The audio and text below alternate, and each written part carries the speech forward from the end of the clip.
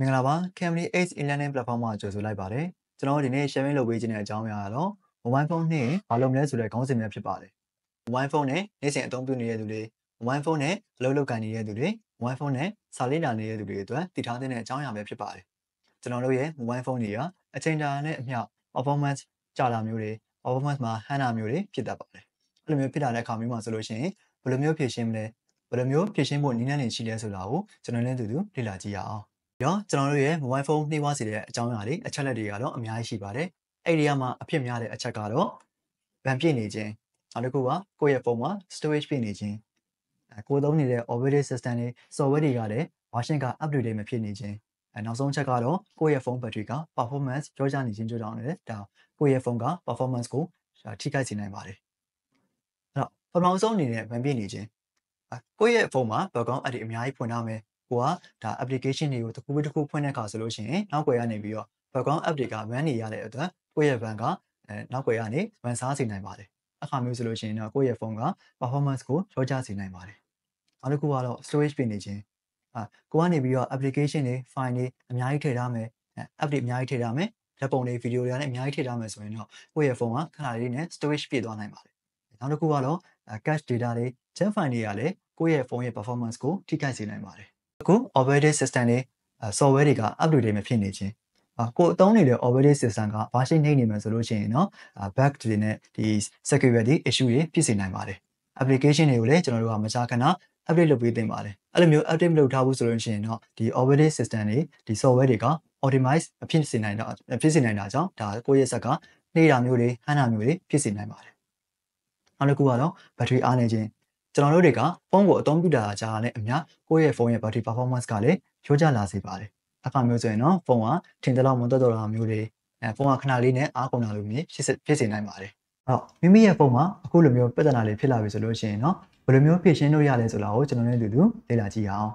ပထမဦးဆုံးအနေနဲ့ကျွန်တော်တို့ကကိုယ့်ရဲ့ဖုန်းကို restart ချပေးသင့်ပါတယ်အဲ့တော့တခါတလေ RAM ထဲမှာ process တွေများနေတယ် RAM ထဲမှာ instruction တွေများနေရဆိုလို့ရှိရင်တော့ကိုယ့်ရဲ့ဖုန်းကို restart ချရုံနဲ့အဆင်ပြေနိုင်ပါတယ်ဖုန်းတွေကိုဒါ3ရက်တစ်ခါဒါမှမဟုတ်တစ်ပတ်တစ်ခါ restart အမြဲတမ်းချပေးသင့်ပါတယ်restart ချတဲ့ဖုန်းကတာမန်အသုံးပြုနေတဲ့ဖုန်းသက်ဆိုင်တော့ပို့ပြီးတော့ performance ကိုတိတိကျကျနဲ့ performance ပို့ပြီးတော့ကောင်းစေနိုင်ပါတယ်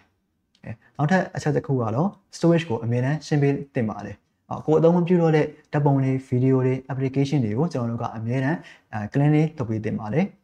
duplicate ဖြစ်နေတဲ့ file တွေ junk file တွေ cache data တွေကိုအမြဲတမ်းမကြာခဏရှင်းလင်းပေးသင့်ပါတယ်မိမိရဲ့အရေးကြီးတဲ့ဓာတ်ပုံတွေ video တွေလည်းကိုယ့်ရဲ့ local storage ထဲမှာမသိမ်းဘဲနဲ့ cloud media တွေဖြစ်တဲ့ Google Drive တို့ iCloud တို့ OneDrive တို့ဒါမှမဟုတ်လည်းနောက်တစ်ခုက SD card တွေအဲ့မှာသွားပြီးတော့တင်ထားပေးသင့်ပါတယ်နောက်တဲ့အချက်တစ်ခုကတော့ background app တွေကိုပိတ်ပေးထားသင့်ပါတယ် Android phone တွေမှာဆိုလို့ရှိရင်တော့ setting တွေက apps တွေမှာ manage ဖြစ်နေတဲ့ app တွေနဲ့ iPhone မှာဆိုရင်တော့ app switcher set up နဲ့ဒီ background app တွေကိုပိတ်ပေးလို့ရပါတယ်နောက်တစ်ခုကတော့ကျွန်တော်တို့ cache data တွေကိုရှင်းလင်းပေးသင့်ပါတယ် Android phone တွေမှာဆိုလို့ရှိရင်တော့ setting တွေက storage cache data မှာ clear cache ကိုလုပ်ပေးသင့်ပါတယ် application တစ်ခုချင်းစီကို cache ရှင်းလင်းခြင်းနဲ့ဆိုလို့ရှိရင်လည်းကျွန်တော်တို့က setting တွေက apps နောက်တစ်ခုကကိုရှင်းလင်းခြင်းနဲ့ application နဲ့ဝင်ပြီးတော့ clear data ကိုနောက်တစ်ခုက clear cache ကိုနှိပ်ပြီးတော့ရှင်းလို့ရပါတယ်နောက်တစ်ခုကတော့ Android phone မှာကျွန်တော်တို့က animation effect တွေကိုတနည်းသမျှရှော့ချထားသင့်ပါတယ် animation effect တွေကိုကျွန်တော်တို့ကရှော့ချခြင်းနဲ့ဆိုလို့ရှိရင်တော့ setting တွေက developer option ထဲမှာ window animation scale transition animation scale နဲ့ animator duration scale ကို 0.58 ဒါမှမဟုတ်ရင်တော့အကောင်းဆုံးကတော့ off ပြီးတော့ထားပေးသင့်ပါတယ်နောက်ထပ်အရေးကြီးတဲ့အချက်တစ်ခုကတော့ကိုယ့်ရဲ့ဖုန်းရဲ့ battery ကို optimization ပြုလ